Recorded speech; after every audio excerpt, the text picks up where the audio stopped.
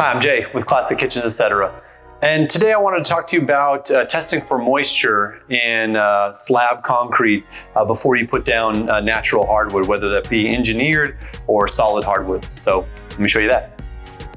On this project, we're gonna have a wood floor. So to prep the wood floor correctly, we have to test for moisture and how much and what's the pressure of that moisture coming up through the slab. So this is an engineered wood. What an engineered wood is you can see here it has different layers of wood. It's basically made just like plywood's made. So different layers of wood laid at different directions. And what that does is it gives it more dimensional stability in a moisture type situation, which every house is gonna have some amount of humidity. The main thing that we're testing for today, and that we will seal the slab for tomorrow, is to make sure that there's no water pressure coming up through the slab, which comes up through the bottom of this and then makes this warp. But any ambient moisture in the air, having a plywood type called engineered wood is going to be a lot more dimensionally stable. Anyhow, acacia wood, beautiful, right? And let me show you what the process is for the floor. The first thing we have to do is we have to drill holes in the floor and seal in some little plastic tubes, and then we insert a little device inside the ground that reads how much water pressure is coming up through the slab.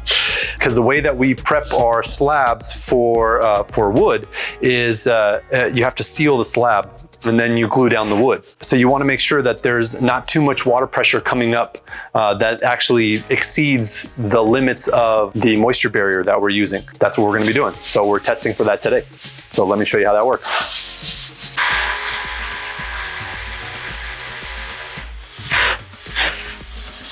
We already have this preset.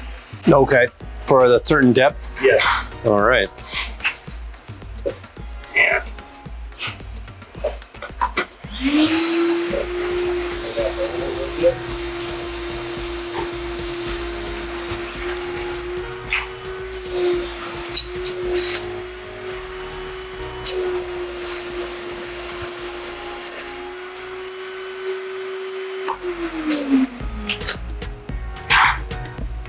So part of that is just to get the rest of the dust out, right? Yes. So that you get a more accurate reading? Yes.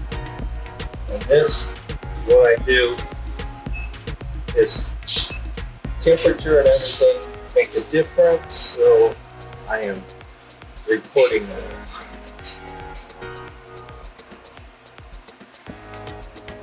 So it says the surface temperature in the house, humidity, and the depth of the hole. Nice. We're talking about all report down.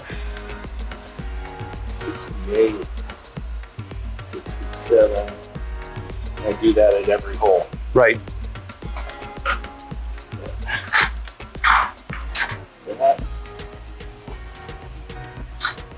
Let's see, what did I do? That all the way down. Mm-hmm. Knock it off flush. Yep. And then just to make sure there's no leakage, so silicone around the hole.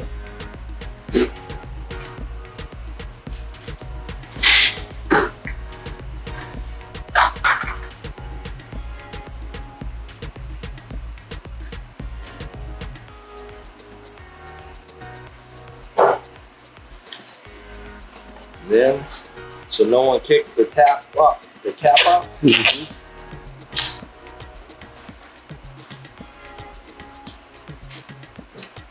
Make sure everything's on. So now what you do is you make sure that this dries, and then you come back the next day and then put in the sensor. Yeah, it has to sit for at least 24 hours. Okay. And then you insert the sensor, let it acclimate for a half hour, and then you make the reading on the sensor. Okay. So the sensor is actually finding out what the humidity basically inside that hole is? Yes. Once you put it in there? Okay. And then that'll tell us what the pressure of this slab is. The reason you don't put the sensor in now and let it go for 24 hours and then come out and read it is if there is high humidity levels, it can damage the sensors. I just think this is really interesting, and I want to trying to teach people on my YouTube page, what you should do, you know, before you just go off and do stuff, you know. It just makes things faster.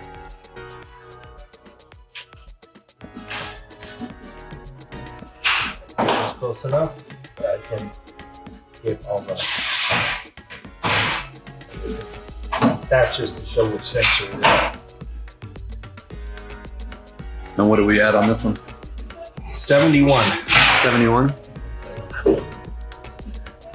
And one of the important features is the second is the temperature of the slab there. Okay. That's one of the reasons why I take this picture, because this shows that it did acclimate. Right. Oh, I As got long you. as that is the same temperature this, as the slab, Then you know I know that you're getting a proper reading. yeah, as long as it's within 1 degree. Right. Because sometimes if the temperature is real extreme, it may take longer for it to acclimate, and this makes sure that it's acclimated. Right. So it's just a safety precaution. Go ahead. Thanks for watching, and we'll see you next time.